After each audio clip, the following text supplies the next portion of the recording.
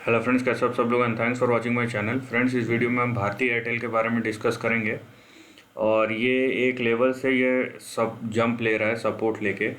तो इसके लिए हम लॉन्ग टर्म टाइम फ्रेम का रेफरेंस लेंगे ताकि हमें पता चल सके कि एक्चुअल में यहाँ पे ये जो जंप आया है वो क्यों आया है और उसका सस्टेनेबिलिटी के बारे में डिस्कस करेंगे।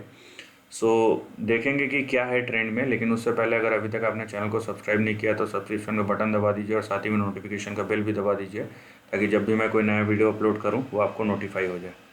देखिए, ये 2007 से एक रेंज में कंसोलिडेट कर रहा है, ठीक है।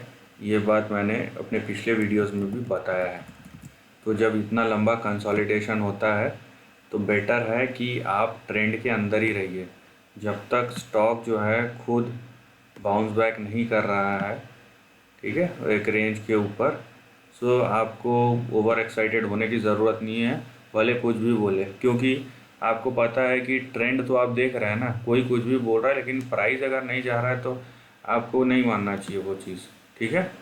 ये सिंपल सा चीज़ है जो आपको समझना है। नाउ इस ट्रेंड को आप अगर ओवरऑल देखेंगे, ये देखिए, ये सपोर्ट एक्चुअली ले कहाँ से रहा है, ठीक है। ये अगर आप ओवरऑल ट्रेंड देखेंगे, ये सपोर्ट लिया है, ये आपका जो प्रीवियस रेजिस्टेंस था 414 का, वो सपोर्ट की तरह काम कर रहा है अभी, राइट।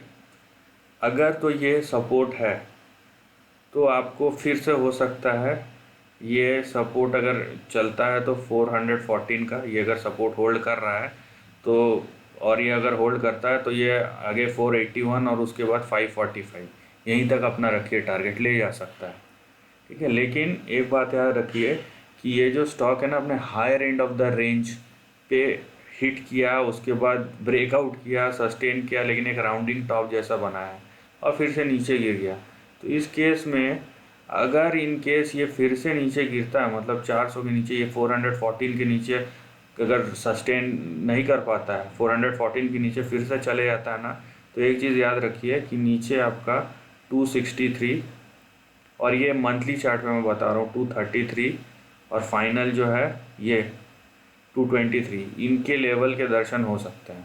तो ये चीज़ आप बिल्कुल समझ के रखिए। क्योंकि सबसे पहले देखिए, आप ओवरऑल ट्रेंड में ये अपने higher end of the range, जो हाईएस्ट रेंज था 545, उसको टच करके वहाँ पे ये सस्टेन किया, उसके बाद ब्रेकआउट करने की कोशिश किया लेकिन हुआ नहीं और नीचे गिर गया।